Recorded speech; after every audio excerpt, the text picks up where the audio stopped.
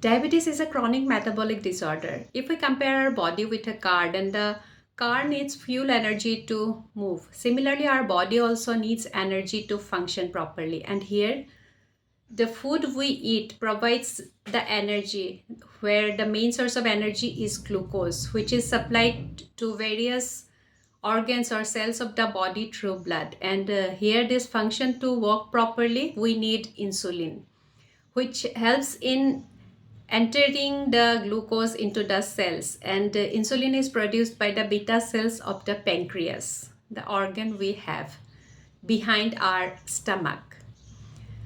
तो इस पूरे प्रक्रिया को हम एक ताला चाबी के साथ कंपेयर कर सकते हैं। ये चाबी है इंसुलिन का, जो सेल्स का ताला खोलता है, और ये ताला खुलने के बाद ही सेल्स के अंदर एनर्जी के सोर्स यानी ग्लूकोज जा सकता है, जो सेल्स को एनर्जी देता है सभी फंक्शंस सही रूप में करने के लिए। पर अगर ये इंसुलिन नामक चाबी नहीं होगा तो सेल का ताला भी नहीं खुलेगा और ग्लूकोज भी अंदर नहीं जा पाएगा, जिस वजह से ब्लड में शुगर का लेवल बढ़ जाता है, और यही है diabetes. Diabetes is mainly of two types, type 1 diabetes and type 2 diabetes. यहाँ टाइप 1 डायबिटीज़ में हमारे बॉडी का इम्यून सिस्टम ही बॉडी के कुछ सेल्स को अटैक करता है, और यहाँ पैंक्रियास का बीटा सेल का नुकसान होता है, जिस वजह से इंसुलिन प्रोड्यूस नहीं हो पाता और ब्लड शुगर लेवल बढ़ जाता है। और इस वक्त पे बाहर से इंसुलिन देना ही एकमात्र जरिया रहता है। टाइप 2 डायबिटीज़ के केसेस हमारे देश में सबसे ज़्यादा हैं। टोटल डायबिटीज़ केसेस में से 90% टाइप 2 डायबिटीज़ के ही केस हैं। तो टाइप 2 डायबिटीज़ में इंसुलिन प्रोडक्शन तो होता है, पर कम मात्रा में होता है, या फिर ये ज़्यादा कारगर नहीं होता, जिसे इंसुलिन रेजिस्टेंस भी कहा जाता है, और इस वजह से ब्लड शुगर लेवल बढ़ जाता है।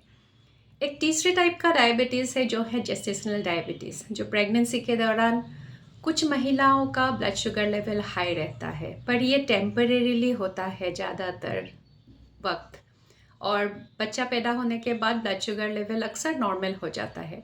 पर ऐसे लेडीज़ को आगे चलकर डायबिटीज़ होने का खतरा रहता है। तो इन तीनों टाइप के डायबिटीज़ में से टाइप 1 डायबिटीज़ को हम नहीं रोक सकते हैं, पर टाइप 2 डायबिटीज़ को रोका जा सकता है, जिसके लिए ये होने के वजह भी हमें जानना ज़रूरी है। और टाइप 2 डायबिटीज़ होने की मुख्य वजह है हम लोगों का अनहेल्दी लाइफस्टाइल, जिसके अंतर्गत अनहेल्दी खाना खाना, फिज़िकल एक्टिविटी कम होना, बॉडी वेट ज़्यादा होना, और साथ ही अगर आपको high blood pressure, heart disease, high blood cholesterol की समस्या है, और महिलाओं में से जिनको PCOS पॉलीसिस्टिक ओवेरियन सिंड्रोम है, या फिर जेस्टेशनल डायबिटीज़ का हिस्ट्री रहा है, उनको भी टाइप 2 डायबिटीज़ होने का खतरा ज़्यादा रहता है। तो इसे प्रिवेंट करने के लिए वक्त पर डायग्नोसिस होना भी बहुत ज़रूरी है, जिसके लिए सबसे अच्छा तरीका है सही वक्त पर ज़रूरी टेस्ट्स करवाना, जिसके अंतर्गत blood sugar test, urine test, और कभी कभी ग्लूकोज टॉलरेंस टेस्ट भी किया जाता है। इनमें से सबसे ज़्यादा किया जाने वाला टेस्ट है ब्लड शुगर टेस्ट, जिसका हमें लगभग सबको पता है। Fasting blood sugar, postprandial blood sugar, random blood sugar test होता है, और यहाँ पे फास्टिंग ब्लड शुगर के लिए आपको कम से कम 8 घंटा खाली पेट रखकर ब्लड सैंपल देना पड़ता है। पोस्टप्रेंडियल में आपको मेन खाना, मुख्य आहार के 2 घंटे बाद सैंपल देना पड़ता है, और रैंडम ब्लड शुगर पर आप कभी भी टेस्ट करवा सकते हो। पर इसके अलावा भी एक बहुत ही कारगर टेस्ट है HbA1c test, glycosylated haemoglobin test, जिसमें आपको पिछले 3 महीने का ब्लड शुगर लेवल पता होता है। तो ऐसे सारे टेस्ट के रिजल्ट्स या रेंज क्या होता है? अगर आपका ब्लड शुगर लेवल 140 मिलीग्राम पर डेसीलीटर से कम है, मतलब आपका को डायबिटीज़ नहीं है। अगर इससे ज़्यादा है तो या तो आपको डायबिटीज़ होने के आप कगार पे हो, या फिर आपको ऑलरेडी डायबिटीज़ है।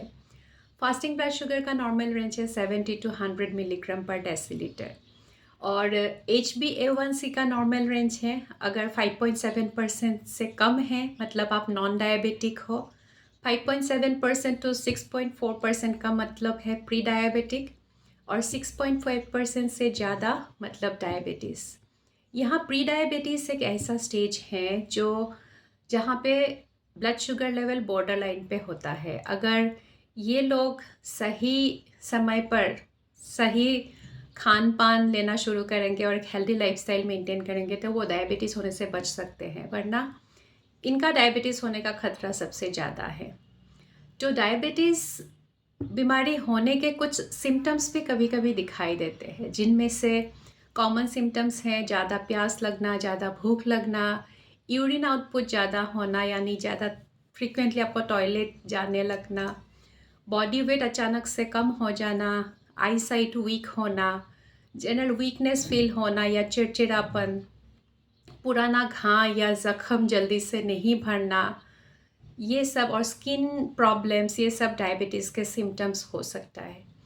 और तभी आपको डॉक्टर की सलाह लेके जांच करवाना ज़रूरी है।